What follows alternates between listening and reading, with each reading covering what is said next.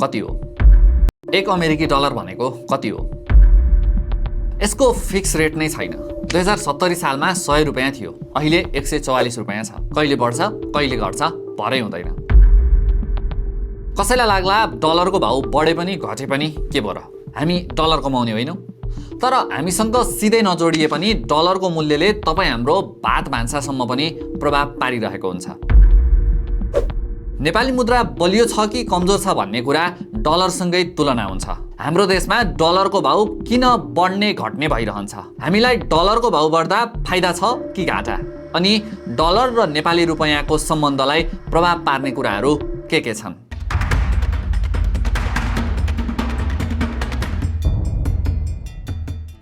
नमस्कार। बिजनेस सोमा हामी डलरको सामु नेपाली मुद्रा कमजोर हुनुको कारण र नेपालमा त्यसले पार्ने असरको बारेमा कुरा गर्नेछौँ। भिडियो अन्तिमसम्म हेर्नुहोला अनि यस्तै भिडियो हेर्न चाहनुहुन्छ भने हाम्रो च्यानल सब्स्क्राइब गर्न नभुल्नुहोला। इतिहास हेर्ने हो भने नेपालमा लिच्छवीकालदेखि नै मुद्रा प्रचलनमा रहेको पाइन्छ। लिच्छवीकाल र मल्लकालमा सिक्काहरू प्रचलनमा थिए। त्यसभन्दा अघि त कौडीलाई पनि मुद्राका रूपमा लिइन्थ्यो। गाउँघरमा जताततै यस्ता सिक्का हुँदैनथे, त्यसैले नगदमा खासै कारोबारै हुँदैनथ्यो। मानिसहरूले आपसमा सामान साटफेर गरेर काम चलाउँथे। जब व्यापार व्यवसाय बढ्दै गयो, पैसाको कारोबार पनि बढ्दै जान थाल्यो। राणाकालमा त नेपालमा भारतीय मुद्रा नै बढी प्रचलनमा थियो। विक्रम सम्वत 1987 सालमा काठमाडौँको सुन्धारामा सिक्का छाप्न टक्साद स्थापना गरिएको थियो। 2000 सालमा सदर मुलुकी खाना खुल्यो। त्यसले 100, 10 र 5 को नोट छाप्यो। त्यति बेला न राष्ट्र बैंक थियो न त गभर्नर नै। सदर मुलुकी खानाका खजान्ची जनकराज पण्डितले हस्ताक्षर गरेको नोट निष्कासन गरिएको थियो। यो सँगै नेपाली नोटको प्रयोग त सुरु भयो, तर काठमाडौँ र केही पहाडी क्षेत्र बाहेक अन्यत्र भारतीय नोटको दबदबा थियो। नेपालमा भारतीय मुद्रामै सामान बढी खरिद बिक्री हुन्थ्यो। 2007 सालमा प्रजातन्त्र स्थापना भएपछि पनि सरकारले राजस्व भारतीय मुद्रामा उठाउनु पर्थ्यो। नेपालको आफ्नै पैसा भन्दा भारतीय मुद्राको उपलब्धता सहज थियो। यही समस्यालाई समाधान गर्न भनेर 2013 सालमा नेपाल राष्ट्र बैंक स्थापना भयो। यसको मूल उद्देश्य नै त्यति बेला भारूको प्रयोग घटाएर नेपाली मुद्रालाई प्रवर्धन गर्नु थियो। राष्ट्र बैंकले निर्यात बढाउने गरी नीति लिएर भारूको होइन डलरको सञ्चिति बढाउन थाल्यो। 2017 सालदेखि नेपालमा सरकारी कारोबारमा नेपाली मुद्रा नै प्रचलनमा ल्याउनु पर्ने नियम बन्यो। नेपालको सबैभन्दा धेरै व्यापार भारतसँगै थियो। त्यसैले भारतसँग एउटै विनिमय दर बनाउने गरी 100 रुपैयाँ भारू बराबर 160 रुपैयाँ कायम गरियो, जुन आजसम्म प्रचलनमा छ। त्यति बेला सरकारले आफ्नो मुद्रालाई सस्तो बनाएर भारतलाई महँगो बनाएको भन्दै आलोचना भएको थियो। 2023 सालका तत्कालीन प्रधानमन्त्री सूर्यबहादुर थापाले 100 रुपैयाँ भारू बराबर 101 रुपैयाँ हुने गरी विनिमय दर तोके। तर यो निर्णयले उल्टै नेपाललाई धक्का लाग्यो। नेपालले भारतमा निर्यात गरिरहेको काठ, घिउ, तोरी, धान लगायतका सामानको माग नै हुन छाड्यो, किनभने भारतमा सामान बेच्नेहरूलाई खासै फाइदा भएन। निकै साहसिक र राष्ट्रवादी भनिएको यो निर्णयले उल्टै विदेशी मुद्राको सञ्चिति घट्ने अवस्था देखियो। त्यसपछि 2024 सालमा भारूको सतही दर 135 रुपैयाँ कायम गरियो। यो सँगै सरकारले पटक पटक भारूको सतही दर फेरिरह्यो। 2028 सालमा सतही दर बढाएर 100 भारू बराबर 139 रुपैयाँ तोकियो। 2034 सालमा 145 रुपैयाँ पुर्याइयो। 2042 सालमा 170 रुपैयाँ कायम भयो। फेरि 2043 सालमा 168 रुपैयाँमा झारियो। 2048 मा सतही दर घटाएर 165 रुपैयाँ तोकियो।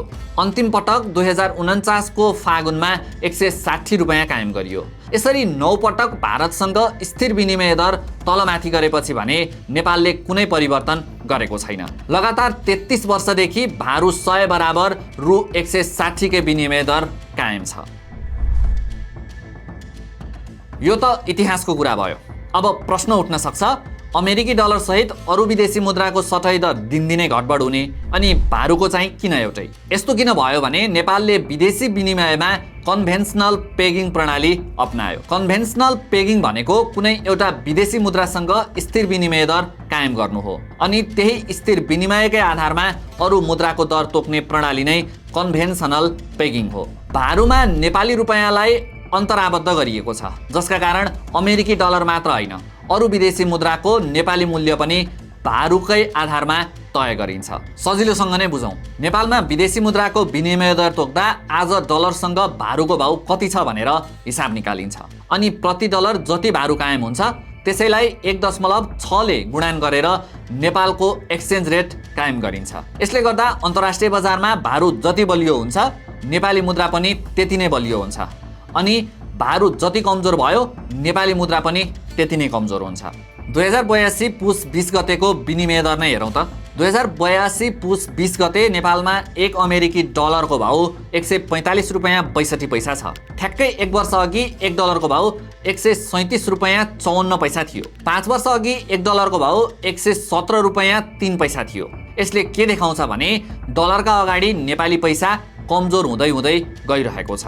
यसरी नेपालको पैसा कमजोर हुनुमा हाम्रो आफ्नो दोष मात्रै छैन, यो भारतीय मुद्राको कारणले नै हो। अब भारतीय मुद्राको डलरसँगको सम्बन्ध हेरौँ। 2082 पुस 20 गते भारतमा 1 डलरको भाउ 91 भारू छ। 1 वर्ष अघि 1 अमेरिकी डलरको भाउ 85.77 भारू थियो। 1 वर्षमै 1 डलरको मूल्य झन्डै भारू 5 ले बढ्यो। त्यही कारण हो नेपालमा पनि 1 डलरको भाउ 1 वर्षमै झन्डै 9 रुपैयाँले बढेको छ। डलरको अगाडि किन भारतीय रुपैयाँ कमजोर भइरहेको छ त? यसै पनि विश्वव्यापी मुद्रा डलर भारूभन्दा बलियो नै छ। सन् 2025 को सुरुमा डोनाल्ड ट्रम्प दोस्रो पटक सत्तामा आएपछि उनले भन्सार नीतिको पुनरावलोकन गरे। उनले भारतीय उत्पादनले पाइरहेको भन्सार सहुलियत मात्रै खोसेनन्, भारतबाट अमेरिका जाने सामानमा 50% सम्म भन्सार शुल्क थपिदिए। यही कारण भारत आफ्नो व्यापार नीति र मौद्रिक नीतिमा डिफेन्सिभ हुनु पर्यो। ऊ डलरमाथिको निर्भरता घटाउने बाटोमा बाध्य भएर अघि बढ्यो। भारतले विगतमा आफ्नो अन्तर्राष्ट्रिय व्यापार धेरैजसो अमेरिकी डलरमै गर्थ्यो, तर हिजो आज डलर बाहेक अरू मुद्रामा पनि गर्न थालेको छ। भारतले अहिले रुसबाट कच्चा तेल किन्दा भारूमा नै भुक्तानी गर्छ। अन्तर्राष्ट्रिय व्यापार नै स्थानीय मुद्रामा हुन थालेपछि भारतमा डलरको आवश्यकता र माग दुवै घटेको छ। ब्रिक्समा आबद्ध देशहरू ब्राजिल, रसिया, भारत, चीन र दक्षिण अफ्रिकाले आफ्नो देशमा हुने अन्तर्राष्ट्रिय व्यापार स्थानीय मुद्रामै गर्ने सहमति गरेका छन्। चिनिया, रसियन र भारतीय मुद्रामा पनि अन्तर्राष्ट्रिय व्यापार हुन थालेकाले विश्व बजारमा डलरको रजगजमा केही धक्का लागेकै छ। तर यस्ता नीतिले डलरको मूल्यमा ठूलो प्रभाव भने पर्न सकेको छैन, किनकि अझै पनि अन्तर्राष्ट्रिय व्यापार सबैभन्दा धेरै अमेरिकी डलरमा नै हुने गर्छ। यो बेलामा भारतको अर्थतन्त्र अर्थात् जीडीपी को वृद्धि सन्तोषजनक छ। हालै भारत जापानलाई पनि उछिन्दै विश्वको चौथो ठूलो अर्थतन्त्र बनेको छ। त्यसैले भारतीय मुद्राको डिभ्यालुएसन हुँदा पनि उसको अवस्था बलियो नै छ। भारतीय सरकार र reserve bank of India RBI भारूको ठूलो अवमूल्यन हुन नदिन संवेदनशील छन्। अहिलेको अवस्थामा हाम्रो मुद्राको भ्यालु पूर्ण रूपमा भारूमै निर्भर छ। त्यसैले हाम्रो मुद्राको वास्तविक भ्यालु कति छ भन्ने कुरा भारूसँगको पेगिङ नहटाई थाहा हुँदैन। तर यति कुरा स्पष्ट छ कि अहिले भारू डलरसँग कमजोर भन्दा नेपाली मुद्रा पनि सस्तो हुन पुगेको छ, जुन नेपालका लागि प्रिय कुरा होइन। अन्तर्राष्ट्रिय कारोबारका लागि डलर महत्त्वपूर्ण भएकाले कुनै पनि देश कति सक्षम छ भनेर हिसाब गर्दा उसँग डलर कति छ भनेर हेरिन्छ। अहिले नेपालको डलर सञ्चित हेर्ने हो भने 21 अर्ब 52 करोड डलर बराबर छ। त्यसलाई नेपाली मुद्रामा हिसाब गर्ने हो भने 30 खर्ब 55 अर्ब 52 करोड रुपैयाँ हुन्छ। यति विदेशी मुद्राले नेपाललाई 17.5 महिनाको वस्तु र सेवा आयात गर्न पुग्छ। सञ्चित पर्याप्तताको हिसाबले यो निकै राम्रो अवस्था हो। तर अहिले पनि डलरका अगाडि नेपाली पैसा कमजोर नै भइरहेको छ। अब कुरा गरौँ डलरका अगाडि नेपाली मुद्रा कमजोर हुँदा के हुन्छ त? डलरको मूल्य बढ्दा डलर चाहिने काममा हाम्रो धेरै नेपाली पैसा खर्च हुन जान्छ। मानौ 1 वर्ष अघि 1000 डलर पर्ने कुनै सामान तपाईले 1,37,000 रुपैयाँमा पाउनुहुन्थ्यो। अहिले त्यही सामान किन्न तपाईले 1,45,000 रुपैयाँ तिर्नुपर्छ। नेपालले वर्षमा करिब 18 खर्ब रुपैयाँको सामान आयात गर्छ।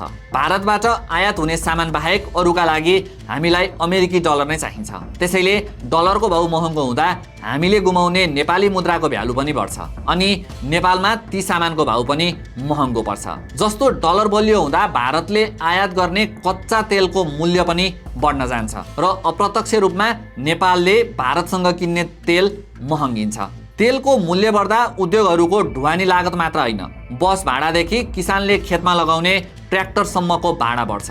त्यसैले डलरको मूल्य तपाईँ हाम्रो भात भान्सासँग नै जोडिएको छ। त्यसमाथि भारतबाट आयात हुने सामानको पैसा तिर्न नेपालसँग पर्याप्त भारू पनि हुँदैन। त्यसैले भारतीय रिजर्भ बैंकलाई हामीसँग भएको डलर दिएर वार्षिक अर्बौं भारू किन्नु परिरहेको छ। भारू किन्दाको डलर लागत समेत वर्षै साल बढिरहेको छ। डलर महँगिँदै गयो भने नेपालले तिर्नुपर्ने वैदेशिक ऋणको सामा ब्याज बापतको पैसा पनि बढ्छ। अहिले नेपालको विदेशी ऋण 14 खर्ब 53 अर्ब छ। यस्तो ऋण अधिकांश डलरमा नै लिइएको हो। एक वर्षको बीचमा बढेको डलरको भाउका कारण नेपालले सामा र ब्याज बापत तिर्नुपर्ने रकम 44 अर्ब रुपैयाँले बढेको छ। डलरको भाउ अझै बढ्दै गयो भने सामा ब्याज तिर्न हाम्रो अझै धेरै पैसा खर्च हुन्छ। अनि डलरको मूल्य बढ्दा विदेशमा घुम्न र पढ्न जाने नेपालीले गर्ने खर्चको दर पनि बढ्छ। अहिले विदेश घुम्न जाने नेपालीले एक वर्षमा 2 खर्ब 23 अर्ब रुपैयाँ बराबरको अमेरिकी डलर लिएर गइरहेका छन्। भोलि डलरको भाउ बढ्दा यो पैसा पनि बढ्दै जान्छ।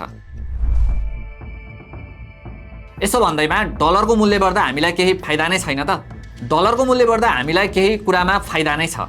डलरको मूल्य बढ्दा विदेशबाट आउने रेमिट्यान्स बढ्छ। जस्तै विदेशमा रहेका नेपालीले गत वर्ष 1000 डलर पठाउँदा त्यहाँ उनीहरूको परिवारले जति पैसा पाउँथे यो वर्ष त्यो भन्दा बढी नै पैसा पाउँछन्। त्यसैले रेमिट्यान्स पठाउने र पाउनेको साइडबाट हेर्दा त डलरको भाउ जति बढ्यो त्यति राम्रो। गत वर्ष नेपालमा रेमिट्यान्सका रूपमा 17 खर्ब 23 अर्ब रुपैयाँ आएको थियो। गत साउनदेखि कार्तिकसम्मको 4 महिनामै 7 खर्ब रेमिट्यान्स आएको छ। अहिले नेपालको रेमिट्यान्स बढ्नुको एउटा कारण डलरको मूल्य वृद्धि पनि हो। डलरको भाउ बढ्दा विदेशी पर्यटकले नेपाल आएर गर्ने खर्च पनि बढ्छ। यहाँ उनीहरूले गर्ने खर्च बढ्दा नेपाललाई नै फाइदा हुन्छ। हाम्रो पर्यटन क्षेत्रले वर्षमा 88 अर्ब रुपैयाँ कमाउँदै आएको छ। डलर बढ्दा पर्यटनको यस्तो आय पनि बढ्दै जान्छ। हामीले विदेश निर्यात गर्ने सामानमा पनि विदेशी मुद्रा नै पाउँछौँ। त्यसैले डलर बढ्दा निर्यातजन्य उद्योगले पनि लाभ पाउँछ। तर नेपालले वर्षमा मुस्किलले 3 खर्ब रुपैयाँको सामान मात्र निर्यात गर्छ। त्यसैले डलरको मूल्य बढ्दा पनि हामीले निर्यातबाट धेरै लाभ उठाउन सकेका छैनौँ। हामीलाई डलरको भाउ बढ्दा फाइदा हुने रहेछ अनि घाटा पनि। अब यहाँ हेर्नुपर्ने कुरा के हो भने डलर बढ्दा बढी फाइदा हुन्छ कि घट्दा? हामीसँग डलरको मुख्य स्रोत भनेकै रेमिट्यान्स हो। तर यो रेमिट्यान्सबाट आउने विदेशी मुद्राको स्रोत दिगो छैन। खाडीमा कुनै सङ्कट आइपर्यो भने विदेशमा काम गरिरहेका नेपालीहरूले पाउने अवसर गुम्ने जोखिम छ। सधैँभरि रेमिट्यान्सले डलर कमाएर देशको बढ्दो आयात र डलरको मागलाई धान्न सक्दैन। नेपालले उत्पादन र निर्यात बढाएरै डलर कमाउने दिगो आधार नबनाएसम्म डलरको मूल्य बढ्दाको लाभमा खुसी हुन सकिँदैन।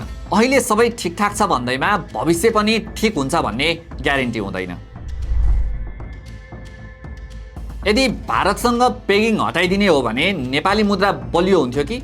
वा भारूसँग कायम भएको स्थिर विनिमय दर हटाउनु पर्ने हो कि? उच्च स्तरीय आर्थिक सुधार सुझाव आयोगले पनि सरकारलाई स्थिर विनिमय दर पुनरावलोकन गर्न सुझाव दिएको छ। अहिले सो आयोगका अध्यक्ष रामेश्वर खनाल नै अर्थमन्त्री छन्। तर अर्थमन्त्रीले चाहेर पनि विनिमय दर फेरबदल गरिहाल्न सहज छैन। भारतसँग स्थिर विनिमय दर हुँदाको फाइदा र घाटा दुवै छन्। स्थिर विनिमय दर भएका कारण भारतीय अर्थतन्त्र अप्ठ्यारोमा पर्यो भने त्यसको बाछिटा सिधै नेपालमा आइपुग्छ। भारतमा महँगी बढ्दा त्यसको असर नेपालमा पनि देखिन्छ। तर बिर्सन नहुने कुरा भारतीय अर्थतन्त्रले प्रगति गर्दा पनि त नेपालले त्यसको अप्रत्यक्ष लाभ पाइरहेको छ। अहिले भारतले डलरलाई रणनीतिक रूपमै कम महत्त्व दिएका कारण भारू केही कमजोर बनेको छ। तर भारतलाई पनि थाहा छ विश्व बजारमा अझै पनि डलरको राज छ। त्यसैले भारतले डलरको निर्भरता घटाउँदै भारूलाई पनि आधारभूत रूपमा धेरै कमजोर हुन दिइरहेको छैन। यो बेलामा नेपालले भारूसँग विनिमय दर फेरबदल गर्यो भने अनेकन जोखिम आउन सक्छन्। भारू 100 को 160 रुपैयाँबाट बढाएर 161 मात्रै कायम गरियो भने हामीले भारतबाट आयात गर्ने वस्तुको मूल्य बढी पर्न जान्छ। व्यापार घाटा बढ्छ।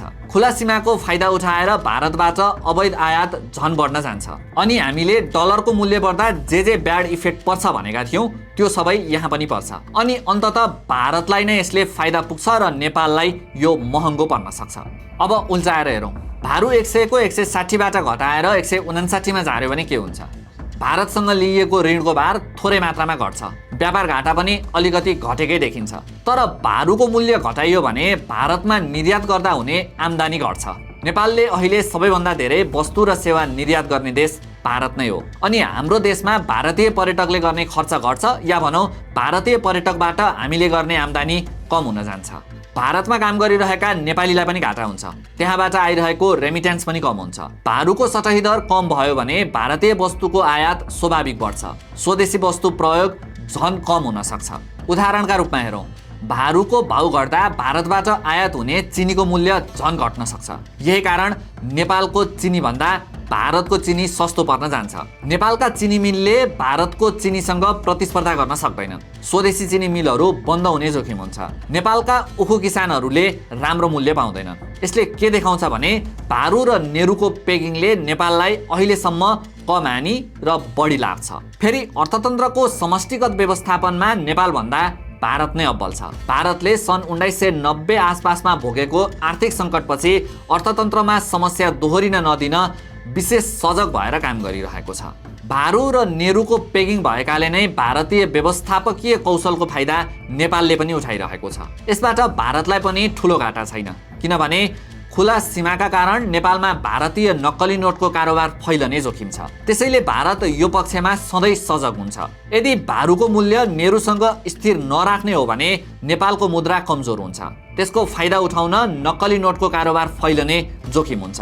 मुद्राको अवमूल्यन भएर नेपालको अर्थतन्त्र साह्रै कमजोर भयो भने पनि नेपालमा अरू देशको हस्तक्षेप र प्रभाव बढ्न सक्छ, जुन भारत चाहँदैन। यसै कारण भारत खुला सिमानाको फाइदा उठाउन खोज्ने आपराधिक गिरोहको मनोबल बढाउने गरी भारूलाई नेरुको तुलनामा धेरै नै बलियो बनाउन चाहँदैन। यदि अहिले भारतको अर्थतन्त्र खराब दिशामा अघि बढेको भए पक्कै पनि नेपालले यो पेगिङको खारेजीबारे सोच्न सक्थ्यो।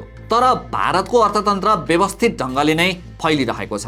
अहिलेको स्थिर विनिमय दर प्रणालीले नेपालमा पनि आर्थिक स्थिरता कायम गर्न योगदान दिएको छ। यदि भारू र नेरु बीच पेगिङ नभएको भए नेपाली मुद्रा डलरको तुलनामा आज निकै सस्तो हुन सक्थ्यो, किनभने नेपालको अर्थतन्त्रको जग अहिले पनि आयात र रेमिटेन्समा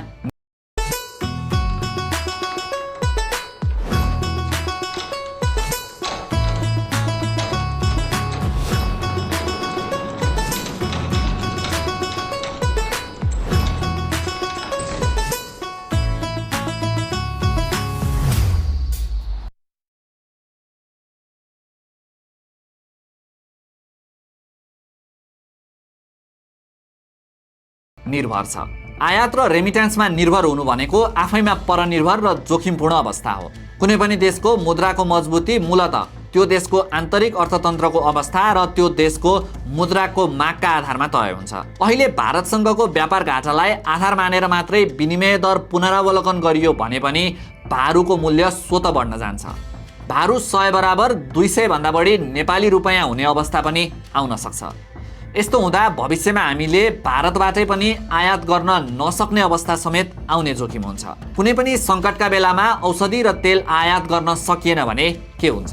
त्यसैले भारूको सतही दर खुला बजारमा छाड्ने कुरा सजिलो होइन। पेगिङ हटाउँदा भारू बलियो हुँदै गयो र नेपाली मुद्रा कमजोर हुँदै गयो भने नेपालले जथाभावी पैसा छापेर बजार पठाउनु पर्ने हुन सक्छ। डलरको मूल्यले झन आकाश छोएर नयाँ समस्या निम्तिन पनि सक्छ। यस्तो बेलामा अर्थतन्त्र बलियो नभए पनि बढी पैसा छाप्नुपर्ने जोखिम हुन्छ।